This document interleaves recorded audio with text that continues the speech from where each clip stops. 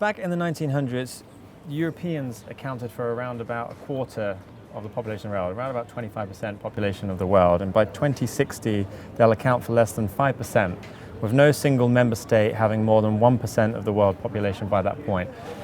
What does that say in terms of the change in influence that Europe has on the globe as a whole? The first, I would say it's a normal development that those parts of the world that of course they confronting us with the old post-World War II world order, which is not proper enough and which is not possible to shape the world as it is today. I would say it's a more or less normal development.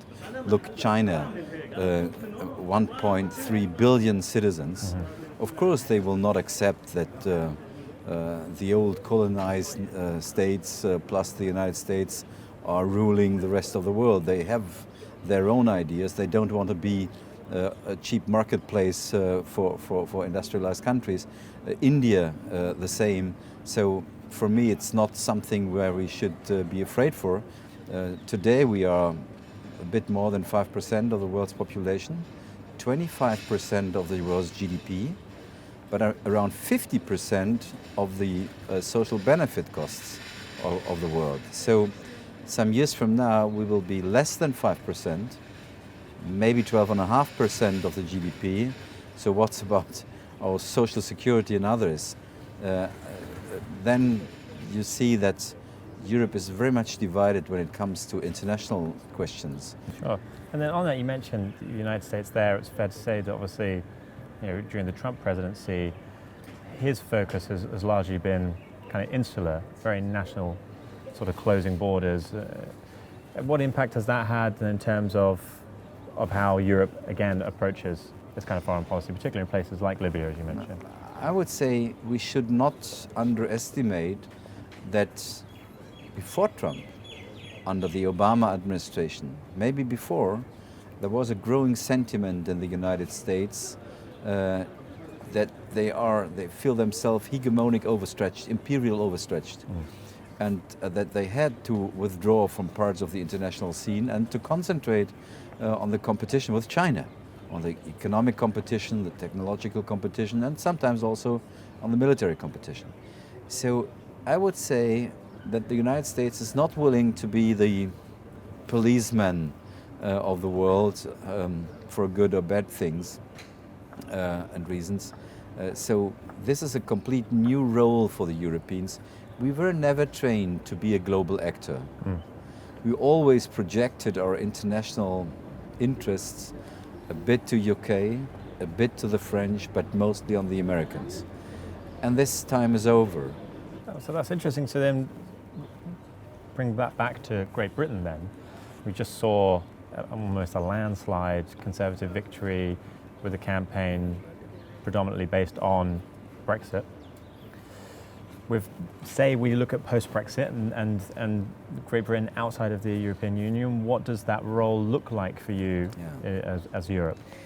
I mean, obvious for me as a German, it's a pity that Great Britain, the United Kingdom will leave the European Union because of historical reasons.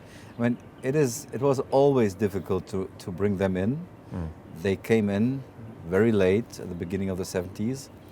And when Winston Churchill was asked by General de Gaulle, what do you think about the Europe? He answered, if I have to choose between the continent and the open sea, I would always choose the open sea. So it's a very long, difficult relationship, but it must not be the end of the game. There is an excellent proposal of the French president who says, let's build something like a European Security Council where the Brits should be part of, with normal seat, a normal vote, although they will leave the European Union. So from my perspective, that's a good idea to hold Britain as close as possible in foreign policy, of course in defense policy, and if possible also in economics policy. So then, I mean, that's interesting, and some people have made the point that Britain outside the EU, for Britain's sake, could now start looking at the global picture a bit more. What's the opportunity for them? I'm relatively sure that the Britain will have to learn a bitter lesson that the time Britannia rules the world is over. I mean, Germany with more than 80 million citizens, we are too small to be a real power in the world, and I'm very happy about this, because the time when Germany thought it should be a global actor, it was very dangerous for everybody else.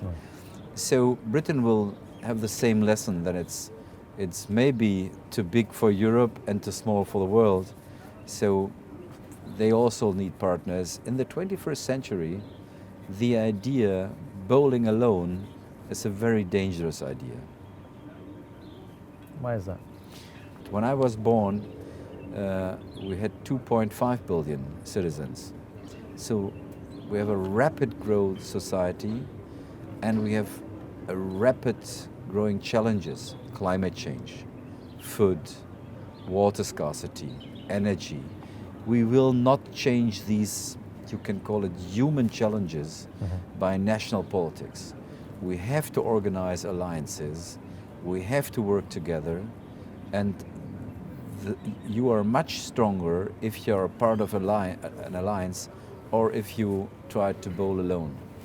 What are the challenges to trying to address some of the challenges in this part of the world when you have these alliances at a time where there is a bit of confusion? When the Chinese president visited France, the French president invited the German chancellor and the president of the European Commission as a signal to China that it's senseless to negotiate China to France. It's always the relationship between China and Europe. Sure. So these kind of signals that Europe is willing to act united, that we have to strengthen the Eurozone, we have to make it to a kind of second international reserve currency. And then do we foresee that respect sort of slowly dwindling even more with the rise of China, Japan, India, Russia? Russia is an interesting country. It has the GDP of Spain, but the military, which it's a military superpower. I would say we have an interest to get better relations to Russia, which is difficult because of the Ukraine and the intervention of Russia in Crimea and the civil war in the east of Ukraine. So I was very happy when I saw last week that the president of Russia, the president of Ukraine, president of France, and the chancellor of Germany, they met to make real first steps for a ceasefire and withdrawal of heavy weapons out of the regions. Because I would say if this works, we should lower sanctions and have a better relationship to Russia again. I cannot say who will be the next German chancellor, but if you look to German history, mostly the chancellors we get, and which were very successful, were not so well known before. And Merkel, when she started, nobody thought that she would be a great chancellor. So what I want to say is, this country was always able to find a person who leads the country, and mostly a year before, half a year before, we even didn't know who will be the next chancellor. So I'm an optimist.